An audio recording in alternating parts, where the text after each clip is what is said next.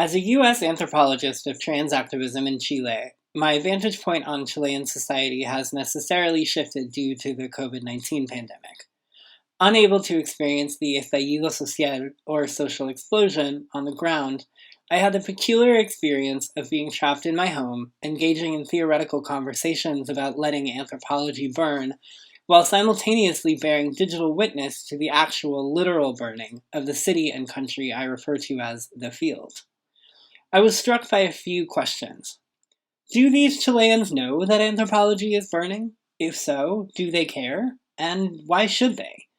What does it mean to let anthropology burn when so much of the world is already burning? In late May 2018, I awoke in an Airbnb in the port city of Valparaiso, Chile, and made my way through the cold, torrential rain of the Chilean fall to the National Congress. The large modern building had been built away from the country's capital, Santiago, after the 1973 coup and subsequent military dictatorship of Augusto Pinochet, which finally came to an end in 1990. Arriving at Congress, I met up with activists from OTD Chile, Organizando Transdiversidades, or Organizing Transdiversities, and we began the multi-step process of gaining access to the building.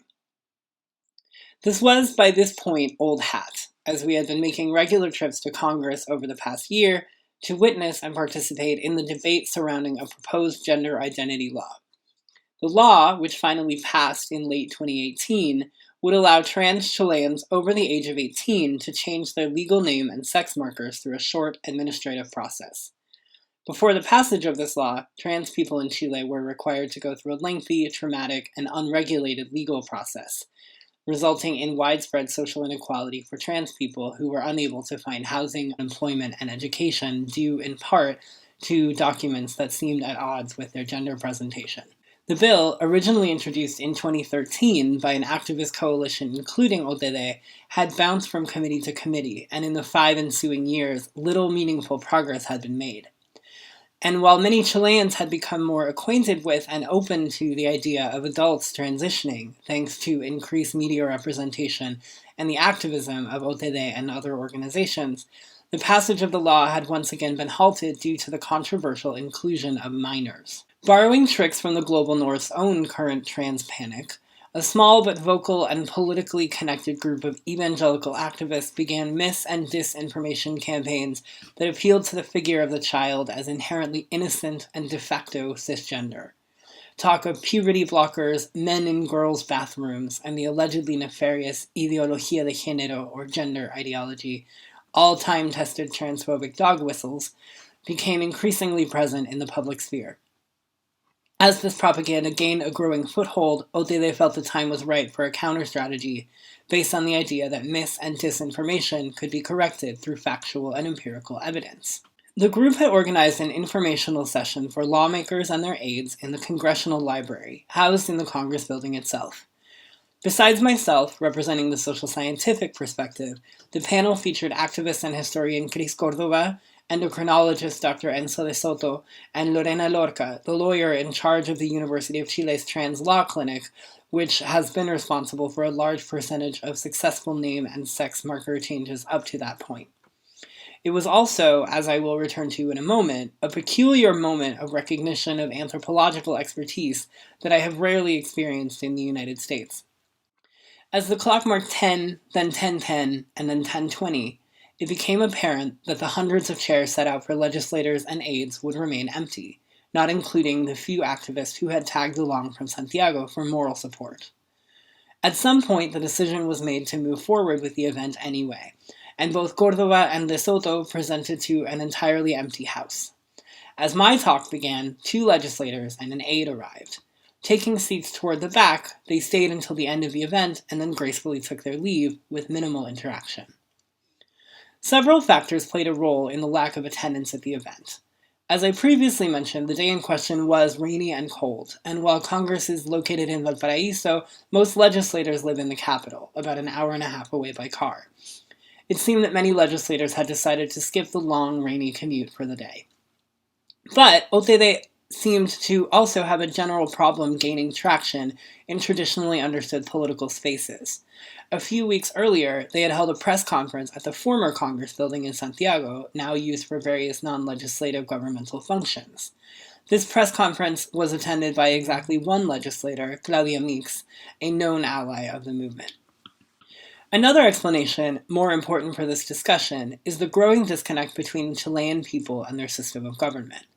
Despite an official return to democracy via plebiscite in 1990, the preservation of a constitution written under Pinochet and the lukewarm truth and reconciliation process of the 1990s and early 2000s have meant that little structural change has been possible to the neoliberal policies introduced by the regime, such as the privatization of healthcare, education, and infrastructure. Though the 2019 Estallido Social would witness millions of Chileans taking to the streets demanding, and ultimately achieving, the right to draft a new constitution, the COVID-19 pandemic and the active interference of the Piñera government have undermined both the expedience of and confidence in this process. Nonetheless, at the time of this meeting, more than a year before the initial Estallido, citizen-government relations were already abysmal. One government study found that 79% of Chileans would characterize government institutions as either corrupt or very corrupt. The combination of deregulation, privatization, and a lack of faith in government institutions has nonetheless allowed civil society organizations, like OTD, to flourish, filling the vacuum left by the collapse of the welfare state. In today's Chile, there are roughly 13 civil society organizations for every 1,000 inhabitants. While these organizations often have increased access to the halls of power, OTD's experiences demonstrate that simply getting through the door of Congress is not sufficient, especially if there's no one inside when you get there. Though it caught the state off guard, the Estallido came as no surprise to anyone who had tried and failed to create change through official channels. To return to the animating questions of this session, how do we as anthropologists, and in my case as a foreign anthropologist, think of our role in relation to structures of governance? And more generally, what is the role of the anthropologist vis-a-vis the state when the relationship between the state and its subjects seems irreparably broken? For organizations like OTD, some relationship with the state is both necessary and inherently fraught. From a political standpoint, NGOs often rely on grants from government entities in order to carry out activism, pay salaries, and simply remain financially solvent. Moreover, these organizations are regulated in a variety of ways by the Chilean state, a reality that in turn allows them to apply for private, often international funding as legally recognized NGOs. However, as Penny Miles has argued, interaction with the Chilean state is rarely optional, especially for marginalized people. A lingering reminder of both Spanish colonialism and the Pinochet regime, government ID is required to do almost anything in Chile, meaning that trans people often have no access to government aid programs, legal employment, and education unless their legal gender identity corresponds with their gender expression. Thus, despite a recognition on the part of most trans activists that, ideally, individual gender identity should not be regulated or controlled by the state, the material conditions in which many trans Chileans found and find themselves nonetheless drove home the urgency of the gender identity law, an undeniably partial and flawed solution to systemic transphobia. What both my experiences with OTD and the subsequent and ongoing Estallido Social make clear is that the Chilean state can no longer be understood as the primary locus of social change. That is, though the violent presence of the military police in activist spaces represents an attempt to perform and assert centralized state power and control, neither everyday Chileans nor career activists view governmental channels as the most effective or trustworthy mechanism for turning their grievances into social change. In fact, it would appear that in the current moment, an overtly adversarial relationship with the state is in fact one of the conditions of possibility for substantive change. This is nowhere more evident than in the Estallido, informal, horizontally organized, and made up of both individuals and civil society organizations, including OTD. This state of affairs is undeniably fraught for NGOs like OTD, who are simultaneously oppressed by and often enabled by the Chilean government. And in the middle of all of this, to borrow a phrase, whither the anthropologist? Though Chile has a rich tradition of public intellectuals, it should be noted that there are currently only 2 doctoral programs in anthropology in the country, one of which is in its infancy.